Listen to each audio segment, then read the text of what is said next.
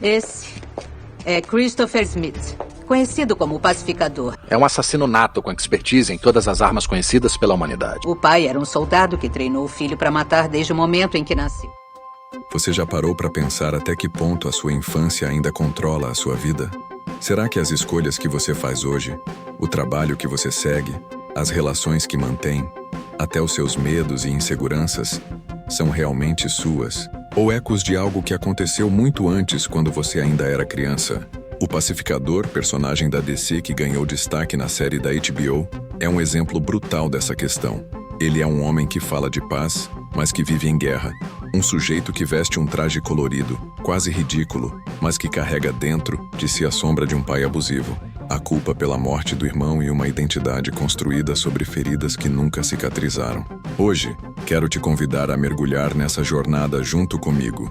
Entender como a infância moldou Christopher Smith, personagem interpretado por John Cena, e o que isso nos revela sobre trauma, identidade e liberdade. No fim das contas, a história do Pacificador pode ser também a nossa história, porque todos nós carregamos, de algum modo, os ecos daquilo que vivemos quando éramos pequenos. A história sombria. Christopher Smith não é apenas um anti-herói engraçado e violento. Ele é produto de um lar destruído. Seu pai, August Smith, era racista, cruel e abusivo. Não ofereceu cuidado, não ofereceu afeto, apenas medo e humilhação. Para piorar, Christopher carrega a culpa pela morte do irmão mais novo, durante uma briga que aconteceu sob os olhos do pai. E essa tragédia não só o marcou, como foi constantemente usada pelo pai para lembrá-lo do quanto era um fracasso. É aí que nasce o paradoxo do Pacificador. Um homem que fala em paz, mas que nunca conheceu a paz. Que se apresenta como herói, mas que no fundo só está tentando provar que não é o lixo que o pai dizia que ele era. O peso da infância. Freud dizia que a infância não desaparece. Ela continua viva dentro de nós, moldando nosso comportamento, nossos desejos e até nossos medos. No caso do Pacificador, isso é nítido.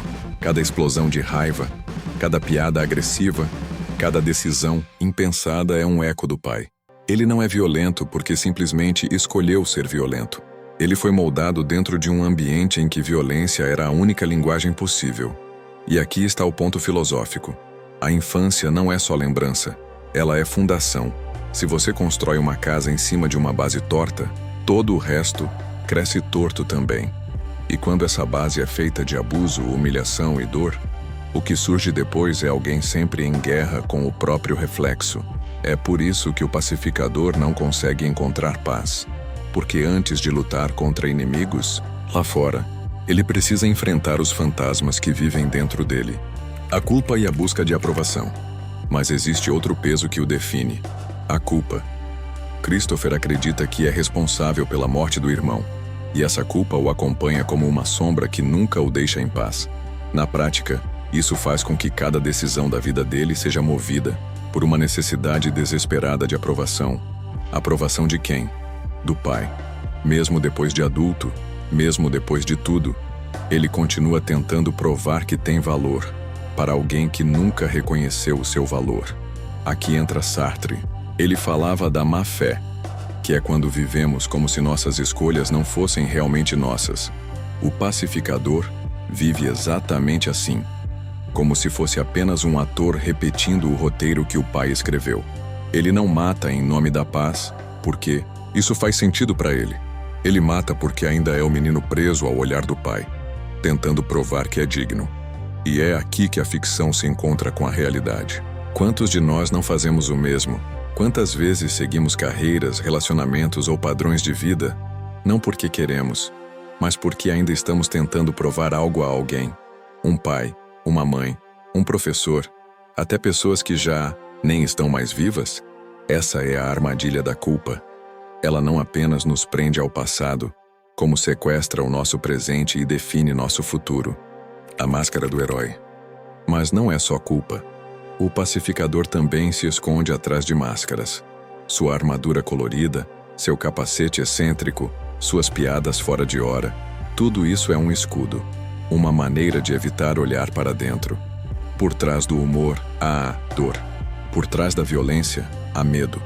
Por trás da figura durona há uma criança ferida que nunca foi acolhida. Kierkegaard dizia que o maior desespero humano é não ser quem realmente somos. E esse é o estado constante do pacificador.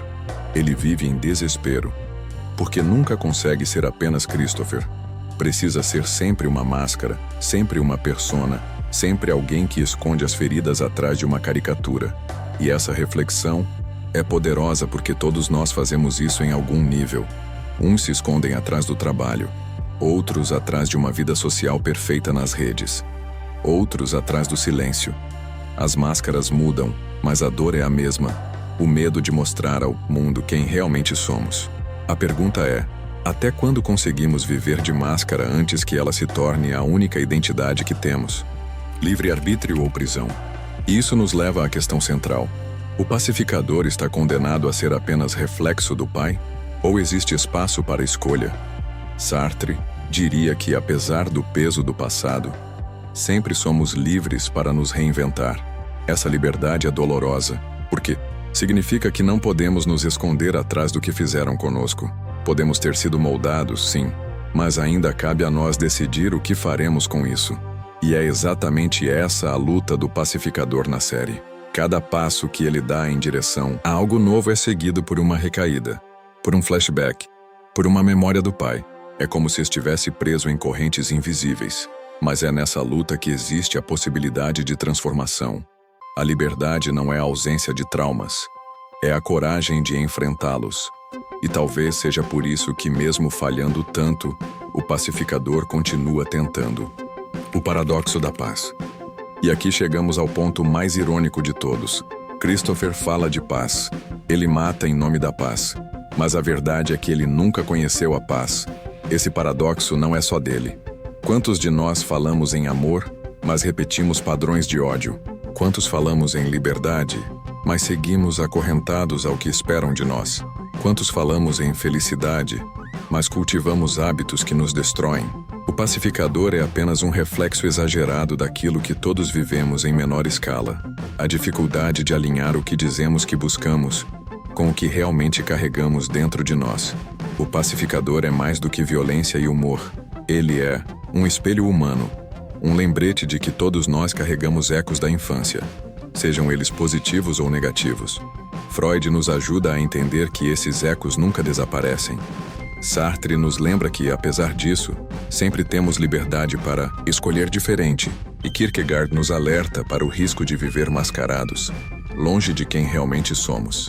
No fim, a verdadeira paz que Christopher procura não está em derrotar inimigos lá fora, está em silenciar o eco do pai dentro dele e, finalmente, assumir a própria identidade. E eu deixo uma pergunta para você: quantas das suas escolhas são realmente suas? E quantas ainda são ecos do passado? Se essa reflexão fez sentido para você, deixa aqui nos comentários qual outro personagem você gostaria que analisemos na playlist de análise dos personagens. Curte o vídeo, se inscreve no canal, ativa o sininho e até o próximo vídeo. E lembra, a maior guerra não é contra o mundo lá fora, mas contra os fantasmas que carregamos dentro da gente.